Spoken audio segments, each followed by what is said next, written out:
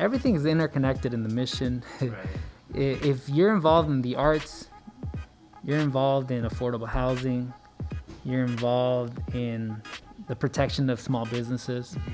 And so all those lives are interwoven here. That was Rodrigo Durán, Marketing Director at Calle 24 Latino Cultural District. I'm Jeff, and this is Storied San Francisco. In this podcast, Rodrigo picks up where he left off in part 1.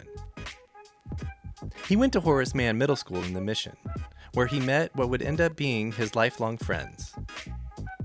He left those friends behind for a few years, first when he went to Lowell High, and then when he decided to attend college at UC San Diego.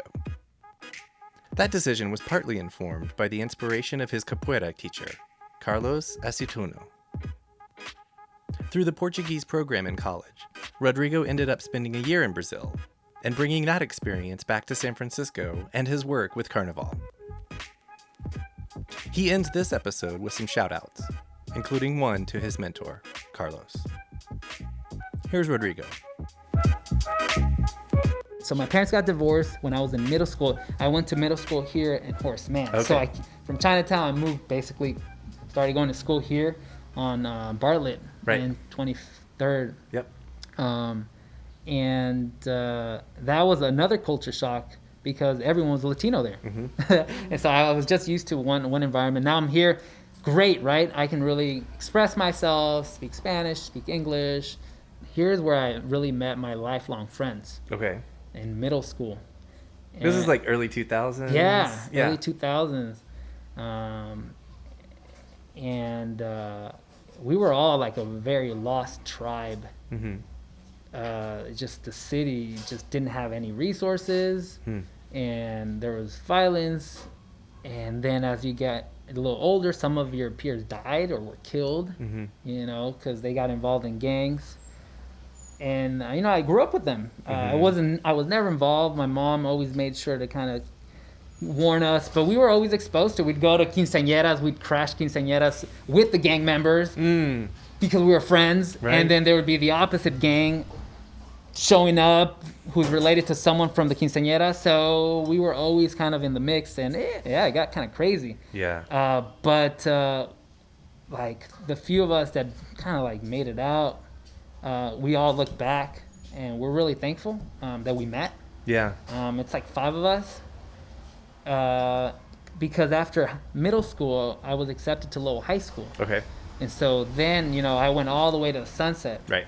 No one that was Latino went to Lowell High School except for me. Oh, wow. Only the 4 Chinese, 2 Filipinos that were at Horace Mann. So I ended up leaving. Okay. I detached myself from the mission at that point because, like I was going to say, my parents got divorced when I was in 7th grade in middle school. And my mom and my family, we moved to Oakland. Okay. So I was living close to Lake Merced. Got it. So I was no longer attached to the mission, only during the weekends when I would visit my dad on 20th Cap. So my life was really the Sunset, Lowell. I played classical music for 7 years. So what instrument? The viola and the violin. Nice. So I would go to after school orchestra, also in Junipero Serra, Sunset, and then go to Oakland. So my day started at 5 in the morning, and I had to commute, and then it ended. BART? BART, bus, Yep. train, you name it. Yep. And then depending on the day, if it was rehearsal for classical, for music, it would end at 6, 7. So BART back all the way. So I didn't have a life in the mission. Yeah. Yeah, I don't know how I did it. I don't know how my mom did it. My mom would wake up at 4:30 to cook breakfast for us. Right. I don't know where they get the willpower. And because she was an adult, you're like, damn. Yeah, well, fuck, a mother. Right. It's I don't know. I can barely wake up at 7. Right. So that chunk of how long were you living over there in Oakland? Yeah, so from 7th grade all the way till the end of high school. Okay, so you the whole time you were in high school, you lived in Oakland. Yeah, Got and it. I was commuting with my siblings until I was 15 and a half, and I was able to get a license. Right. And so with that, my mom didn't drive. Right. He couldn't. She not. And then my older brother just never really cared. I don't know. And so I just always felt the impulse, like, fuck, like, we got to figure this out. And my dad was very supportive. Don't get me wrong. My dad would go drive all the way to Oakland to pick us up and then drive us to school. Wow. But even then, like, that was not sustainable. And No. everyone was just trying to work it out. So when I hit 15 and a half, I got my driver's license. And my mom was the adult with a driver's license that would sit next to me to make sure that, so, and that's how we made it. Like we got a car, and I would drive everyone back and forth. Nice. From that age till I graduated. So yeah, that was my life. And because of that, I didn't have a lot of contact with the good friends I made in middle school and the people in the mission. Because you were the only one of y'all that went. Yeah, and my only kind of relationship again with the mission was Carnaval, when I would perform with my dad in the parade. Right. But other than that, I didn't even have the time to like hang out with my buddies back from middle school. So I didn't really know too much what was happening. I would hear, but I wasn't as involved and as present. Right. Yeah. So, did you? So I'm assuming you graduated. I did from high school. Yeah. Okay. And I went to UC San Diego. Okay. So that was like the best deal. Tried to get into Berkeley. That was my mom's dream, and I was like, nah, mom, sorry, Berkeley didn't accept me. But I was happy to go to San Diego to kind of leave like the world I was living in. I mean, personally, like my family, they're all great, but it's all chaotic. My friends, I don't know where they're at. And so I decided to just go to San Diego for only two reasons. So one, the Mission Cultural Center, I have to give them a shout out, has always been my second home. Okay. We would have Aztec dance practices there. But as I got older, I got involved in salsa classes, in capoeira. And I did capoeira for about 6-7 years. Okay. And my late mestre, Carlos Aceituno, who played a huge part in my life, we did capoeira there. And I learned from there Portuguese. Okay. And I learned about the Brazilian culture. You mentioned Brazil and earlier. Heritage, right? Yeah. So when I was looking at schools, first generation, I don't really know what to look out for other than I know it's a UC, so it's fine. Right. Was they had a Portuguese department. Oh. And it was close to the border. Okay. And I was like, I'm Mexican, so I was like, get my taco fix. Hell and yeah. then I can take Portuguese classes, and then maybe my dream will come true of visiting that land that I had heard of growing up doing capoeira. Brazil. Hearing the songs and not really understanding quite what they meant, but that was the only impulse to move to San Diego and study. I didn't know anybody over there. So when you went to Brazil, were you still in college? Yeah. Can we hear that story? Yeah. So took class for a year of Portuguese, and I moved to Copacabana.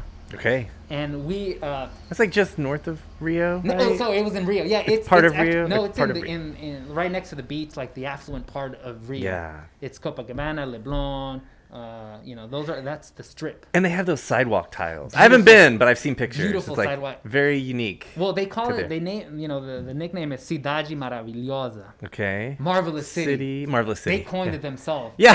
But it's true though. Yeah. It's a metropolitan city within a freaking forest in a jungle. Right. It's surreal. Okay. That's the best way of putting it. Okay. When you go up to a mountain and you look at the city, it's very surreal to see this juxtaposition of high rises and then the jungle interwoven. Right. So it is a Cidade Maravilhosa. Okay. So the four people that signed up to go to Brazil from UCSD, it was myself and 3 other Latina girls. We decided to book our flight on December 31st. Okay. Because we wanted to spend the New Year's in Brazil. Right. And we land there like at 6 p.m., 12/31/2009, and it's pouring rain. Huh? And we all stay at a house. I was going to say like an Airbnb, but that didn't exist back then. A little early, yeah. Basically. But. And we all had to, we all packed our white apparel because everyone is dressed in white. Right. And you just feel it in the city. Yeah. It's pulsating. Everyone's waiting for the new year. Yeah. And then you start seeing people walking down the street, like all dressed in white and of different shades. Like, I was thrown off seeing like blonde looking man with African features, with blue eyes, tall, to like indigenous mixed with Asian, with in like the color spectrum. You know, growing up in a household that we knew about colors and race in Latin America, like to me that was a whole new world. Yeah. Because that's the first thing I noticed. Like, whoa, there's all they say in Spanish, colores y sabores, all kinds of colors and flavors. Yeah. And then it hits like close to midnight. We're drinking caipirinhas. We're getting ready. And we all go to the beach like everyone in Rio does. Okay. And then you just see a sea of white folks. And then when it hits like, 12, everyone rushes to the ocean. Water. And they jump 7 times. Oh. And that's part of it. In Orisha, Candomblé, Afro-Brazilian religion tradition. Right. Where you give thanks to the god of water, the goddess of water, Okay. Yemaya.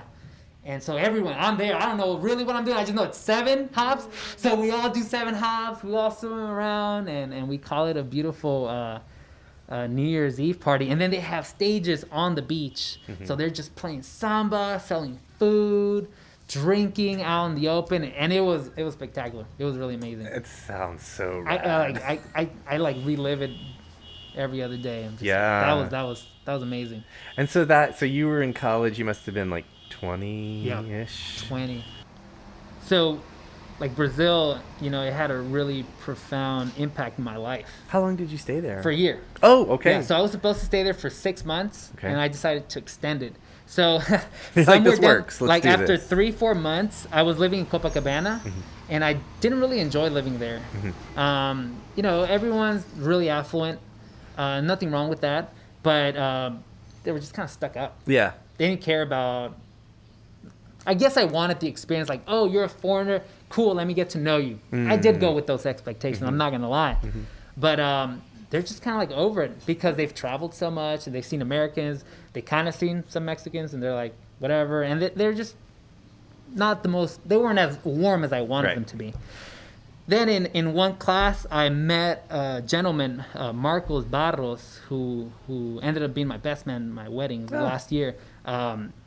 We met. He was from Rocinha, the largest favela in Brazil. Okay. And it's literally right next to Leblon, the most affluent place in Brazil, basically. Is that in Rio or? In Rio. Okay. It's still in Rio. Okay. It's because we went to a private school. It's a private university, so everyone was money there. But he wasn't, so he came from the same background as I did in a separate country. Right. Not affluent, struggling to go, to trying to be the first person in his family to go to 4-year university. So we kind of, we had a lot in common. And he said, you want to check out Rocinha, check out the hood, the favela? I was like, yeah, check it out. And that was like another experience in and of itself. Was it up on the hill? That was up in the hill. Yep. It was not even a hill, it was a mountain, bro. Mountain, right. There's like 200,000 people living there. Right. It's a city in and of itself. And it's like one huge two mountains like this, and it's all filled with little homes, and a varying structural degree. Yeah, of course. Yeah. It's, and the way to get around was through little motorcycles. So there were motorcycles all over the place, and that was like the moto taxis. And as you're passing by, like I was trying to take photos because I thought it was an amazing experience, but my buddy stopped me from doing it because there's a bunch of people with AK-47s. Okay. They rule the favelas. Like the government doesn't come in. And so it's really ran by the drug lord at the time. Right. And you see it. People were just rolling up all kinds of drugs in front of you, table. There's everyone walking around with AK-47s. And I was just like, fuck. I've seen a few things in Mexico, but this was definitely outside of my comfort zone. And but I fell in love with it. Okay. With the people. Right. The people that I met there. Right. And I decided to move from Copacabana to Rocinha illegally. Like I wasn't supposed to. Like the obviously UCSD would not approve. Right. And when I moved there, I don't know how they found out, but they tracked me down. UCSD did? Yeah, UCSD, and then the university there tracked me down with other 2 people that also moved there from the program. Okay. And they're like, they pulled out a Google Maps and like, we know you live here. Jesus. And I was like, no, I don't. How do you know that? It's like, no, we know. And they might have heard. And so we ended up giving them a fake address to like the area where we're allowed to live. Okay. And that's how I ended up staying in Josina without them really knowing that I was there.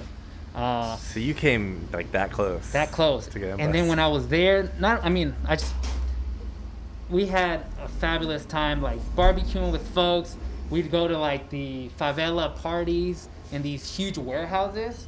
And mind you, like again, everyone's carrying a strap. Well, not everyone, like all the drugs. But they surround They're the dance there. area. Yeah. So you'd have to be very careful who you speak with and who you want to dance with. Right. I kept to myself. I was like, Okay.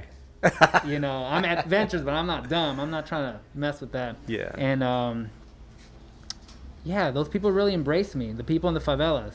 What in an Josina. experience. I ended up teaching Spanish to there was a program that was helping adults get into a 4-year university. Okay. And so I was like 20 teaching 35-year-olds how to like write and read in Spanish so that they can take their SATs, the Brazilian SATs, so they can pass and eventually make it to a 4-year college. So Awesome. I really had a full-on experience in the favela.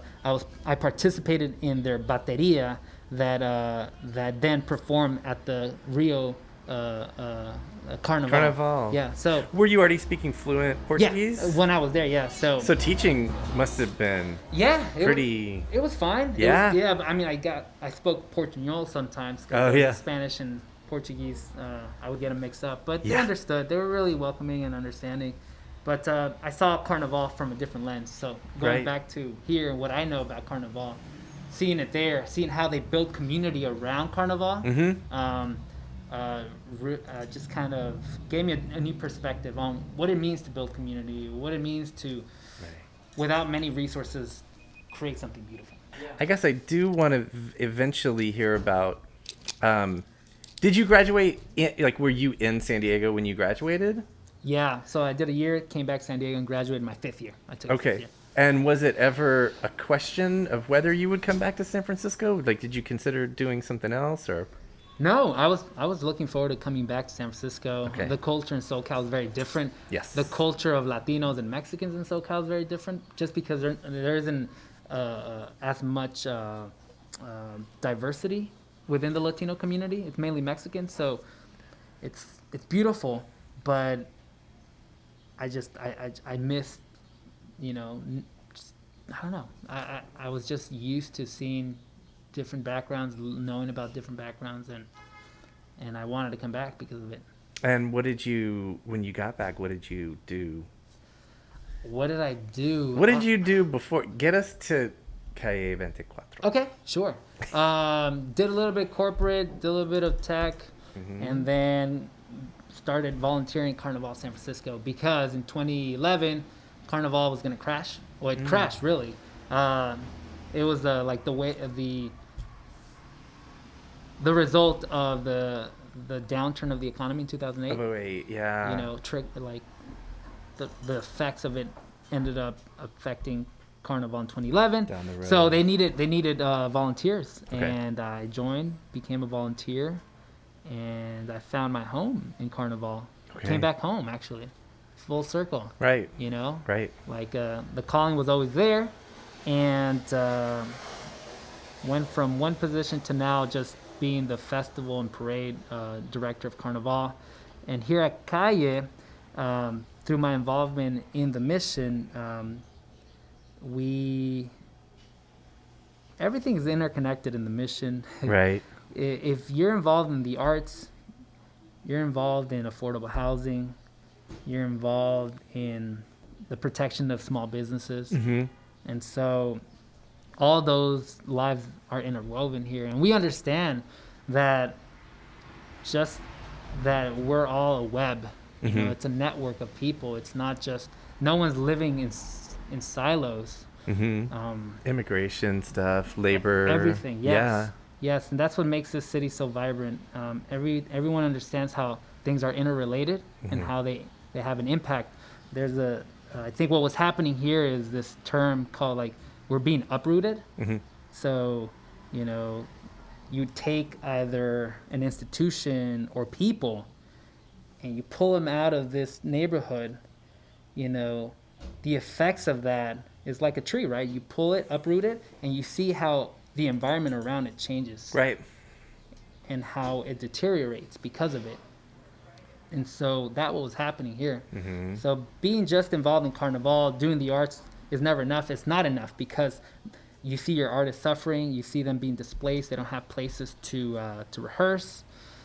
Me, myself, growing up in artist family, so I definitely understood that struggle. Mm-hmm. And that's how I got involved with Calle 24, because the mission is to preserve and enhance the cultural assets that exist here in the mission. And the cultural assets are more than just buildings, Right. more than just physical objects, and that's Right. what we want we want the city and people to acknowledge that it's people. It's art. It's things that are, you know, either physically you can hold, or they're, what's the word? They're Tangible? intangible as well. Yeah. Intangible Yeah. objects, Yeah, yeah. you know.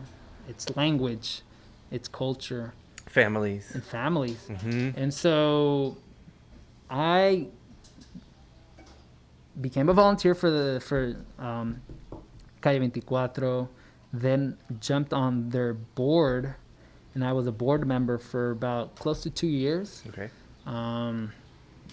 And I'm the type of person that likes to just jump in and build the plane as it flies. And even though the board was doing that, I wanted to do more. I really wanted to be hands-on and help shape the narrative of the people and this district to folks that didn't understand us or didn't want to understand us. Right. So then I just, when the position of marketing coordinator came up, I asked the board if I can, you know, respectfully step down and, you know, can I see if I can apply, if that's okay with them. And they thought it was all right. It was fine. So I had to step down, then apply on my own.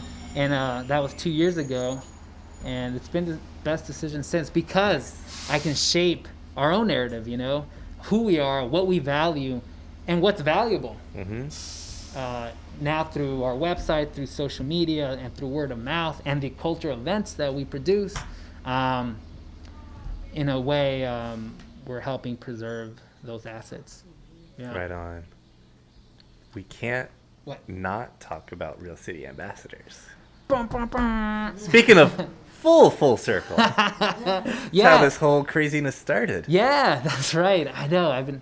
Where did it come from? Yeah. So I've been wanting to do a podcast for about 2-3 years. Mm-hmm. First, I pitched it to Carnaval, and we were just overwhelmed. We're over capacity. So we're like, we can't do it. It takes time and all that. Right. And then I was like, okay, maybe I can do it through this other medium. Just didn't work out. I said, well, I might as well just think about doing it myself, but never really did it until, of course, the pandemic gets you thinking, and you have time to really think about life. Mm-hmm.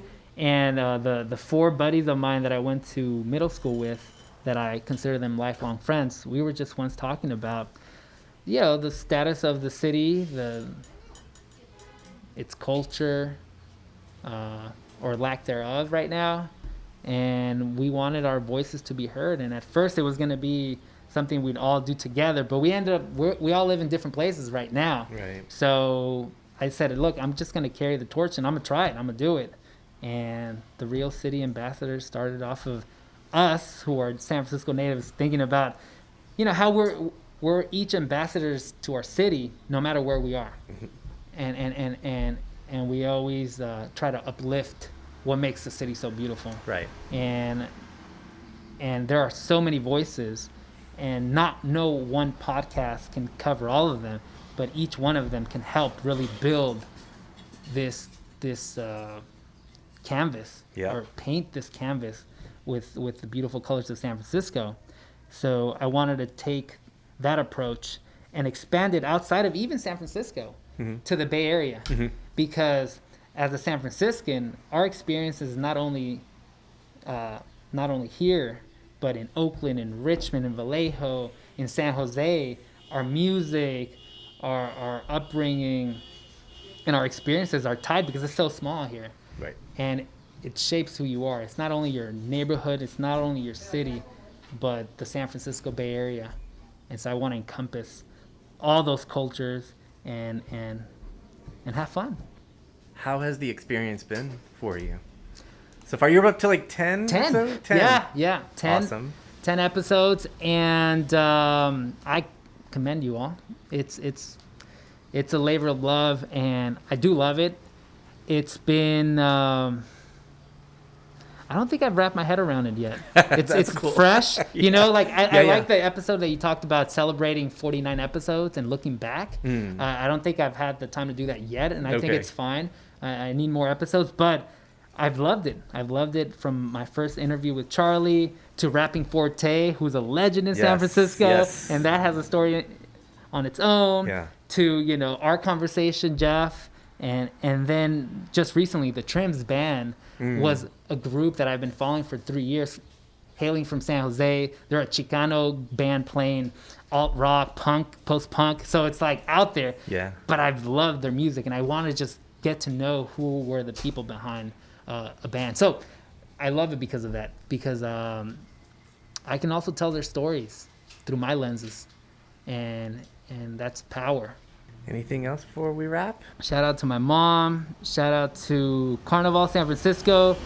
Roberto Hernandez, who is the artistic director and executive producer, who is also supporting over 7,000 families weekly with the Mission Food Hub. Wow. And, you know, Carnaval really spearheaded that project with the Latino Task Force.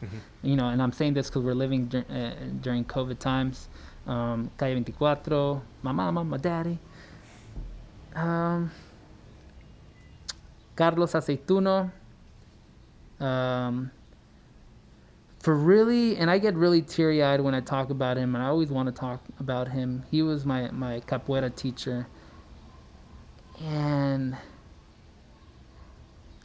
he's the type of person that didn't talk about different races getting along, didn't talk about how we should, how we're all the same.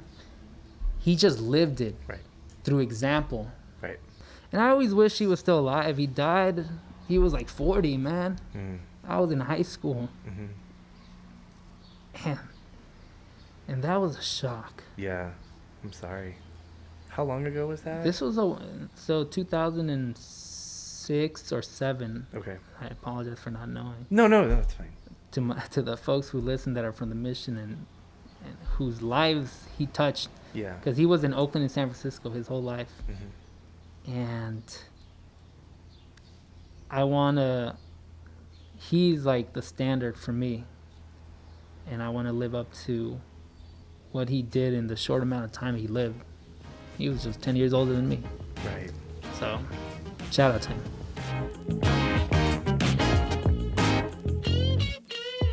That was Rodrigo Durán.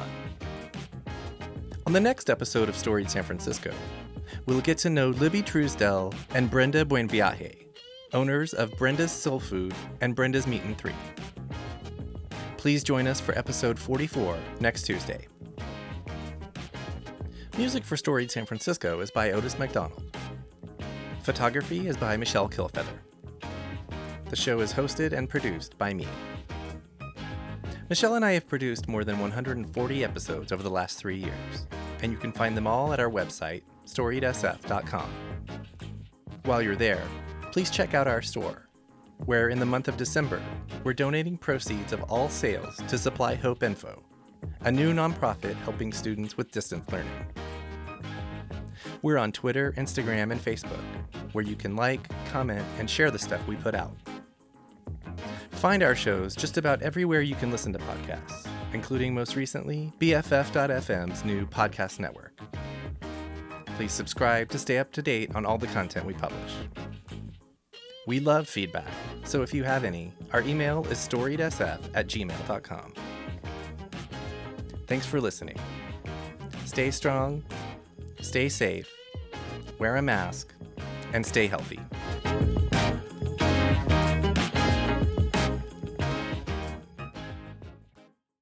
This podcast is a proud member of the BFF.FM podcast network. Learn more at podcast.bff.fm. BFF.FM, best frequencies forever.